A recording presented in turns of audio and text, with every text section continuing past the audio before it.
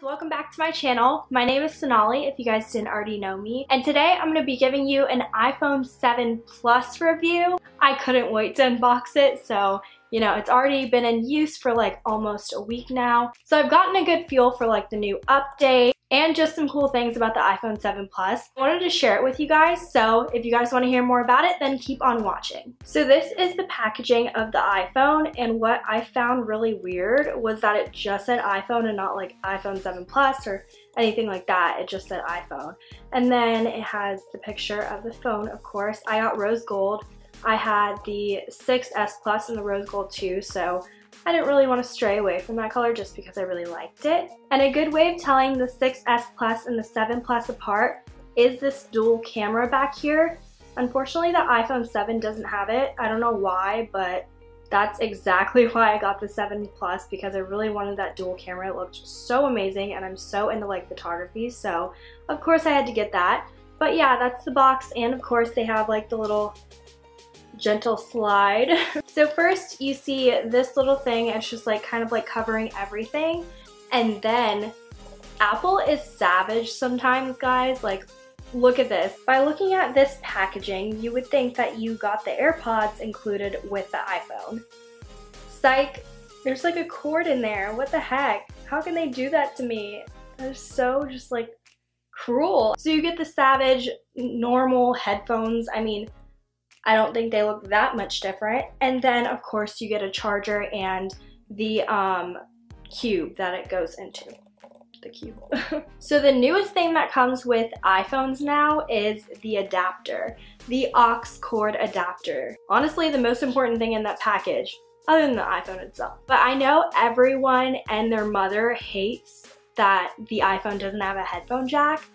But honestly, guys, I'm pretty sure if you have a headphone jack, like that's the thing that makes it not waterproof. So to make it water resistant, you kind of had to take away the headphone jack, and honestly, I'm not complaining because I'd rather have this little thing than get a little splash of water in my headphone jack and then my whole phone is just messed up and then I have to pay a lot. So I personally don't mind it. Products are always changing and we always have to adapt to them. It's not gonna be that big of a deal. Like, you can even just put this right on your headphones if you wanted to.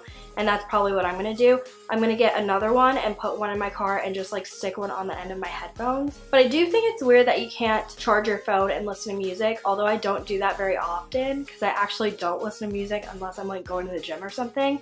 But I see the problem there. But again, which one would you rather have? Like a water resistant phone or a headphone jack?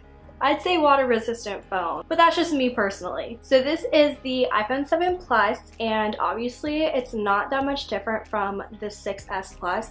And I actually noticed the girl in Sprint put a 6S Plus screen protector over my phone. But if you're wondering, can I use a 6S Plus case for the 7 Plus? The answer is no, unfortunately. The camera will be blocked a little bit. This is a 7 Plus case, so it's not blocked right now. But I did measure it with my other case and the flash would be blocked. So, I mean, if you don't care about a flash, I don't know. I didn't really put it on, so I'm not sure if like everything is gonna fit.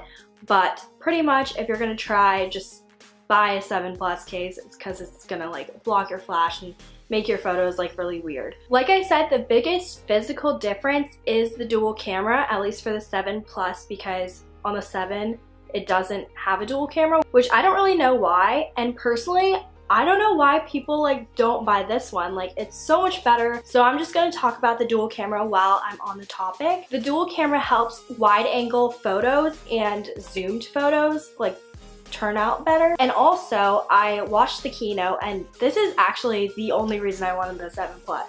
Okay, so apparently it's gonna be an update later this year, which I don't know why it didn't come with the phone. Like, that's so weird, it's an update. When you see a really nice picture taken on a DSLR, you can see that the background's blurry. You can see that the lights are a little bit blurred and just like that really nice bokeh look. And that is what this is gonna do when that update comes out, which makes me so mad. I really wanted to like just play with it already. So it's gonna detect the subject and then detect the background as well, and then blur the background, which is gonna be so cool because that is like one of the reasons I use my camera, for the blurred background. I'm just so obsessed with it. So I'm so excited for that update, and if like the beta comes out, or I think that's what it's called, you can like download it for free and like test it out and be the testers. I really want to do that for that update because I want it now. So for the specs of the camera compared to the 6 Plus, the back camera has 12 megapixels compared to the 6 Plus, which was 8 megapixels. So that's a pretty big jump. And the front camera is 7 megapixels compared to the 6 Plus, which was 1.2 megapixels. That sounds really low. I don't know. I did have the 6S Plus, but I didn't have the 6 Plus. I'm not sure if they're like super different. As you can tell, I'm just really pumped about this camera, and the update just needs to get here already. Another big difference is the home button. It literally doesn't push in.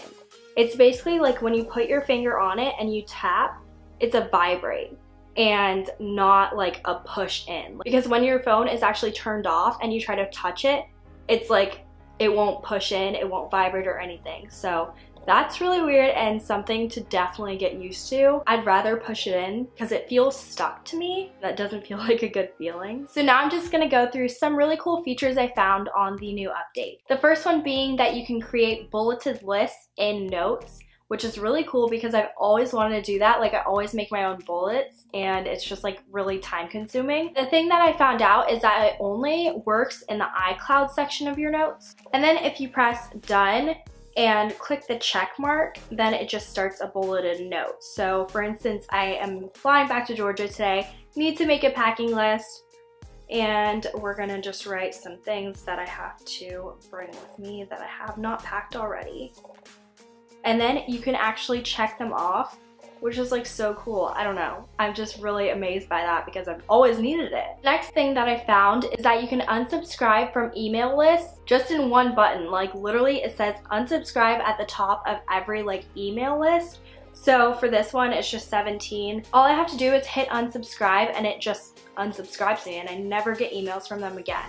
It is so useful. Usually I have to scroll all the way to the bottom of an email and then click unsubscribe, go to their website, click another unsubscribe. It's just so many buttons, you know, but this makes it so much easier. So the update with the messages is probably one of the biggest updates that I have experienced. It's really messing with my head for some reason, but it's also really cool at the same time. So if you want to text something, you want to say hi, and hold down the blue arrow, and then you can send it with invisible ink, you can send it gently, you can send it loud, you can send it with a slam, you can also click screen, and this is what I really like, you can send it with balloons. So if you were saying happy birthday, then you can send balloons with it, or you can send it with confetti and lasers. This is probably my favorite because it's just so cool. Next, you can finally delete those apps that you never ever have touched in your whole entire life and will never ever touch. So for me, that would be like